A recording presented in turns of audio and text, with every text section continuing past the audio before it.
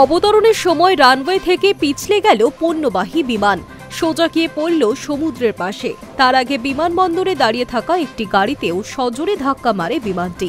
তবে যাত্রীবাহী বিমান না হওয়ায় বড়সড় দুর্ঘটনা এড়ানো গিয়েছে। যদিও এই ঘটনায় দুজনের মৃত্যুর কথা নিশ্চিত করেছেন বিমানবন্দর কর্তৃপক্ষ। সোমবার হংকং আন্তর্জাতিক বিমানবন্দরে ভোর ৩:৫০ অবতরণের কথা ছিল দুবাই ফেরত এমিরেটস এয়ারলাইন্সের পণ্যবাহী বিমানটির। ভিতরে পাইলট সহ ৪ জন বিমান কর্মী ছিলেন। সমুদ্র থেকে তাদের উদ্ধার করা হয়েছে। বিমানবন্দর কর্তৃপক্ষের বিবৃতি অনুযায়ী ভোরে আবহাওয়ার কিছুটা প্রতিকূল ছিল। বিমানটি সঠিকভাবে অবতরণ করতে পারেনি। রানওয়েতে পিছলে যাওয়ায় বিমানের নিয়ন্ত্রণ হারান পাইলট। বিমানবন্দরে দাঁড়িয়ে থাকা একটি গাড়ির সঙ্গে তার সংঘর্ষ হয়। গাড়িটি নিয়েই বিমান সমুদ্রে পড়ে। গাড়িতে থাকা দুজনের মৃত্যু হয়েছে।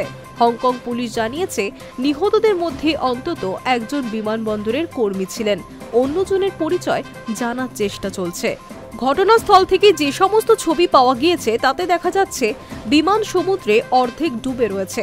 সামনের দিকের কিছুটা অংশ জলের উপরে থাকলেও পিছনের অংশ জলের নিচে। মাঝের অংশ ভেঙে জলে ঢুকে গিয়েছে।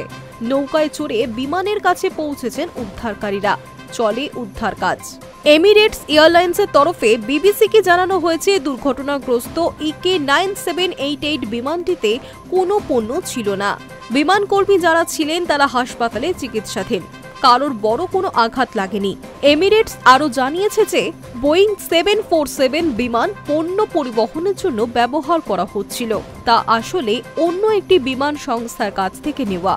সাধারণভাবে এটি যাত্রী পরিবহনে ব্যবহার করা হতো। সম্প্রতি পণ্য পরিবহনের প্রয়োজনে বিমানটিকে নেওয়া হয়েছিল। বিমানটির বয়স অন্তত ৩২ বছর। ১৯৯৯ সালের পর হংকং বিমানবন্দরের ইতিহাসে সবচেয়ে ভয়াবহ দুর্ঘটনা বলা হচ্ছে সোমবারের এই ঘটনাকে।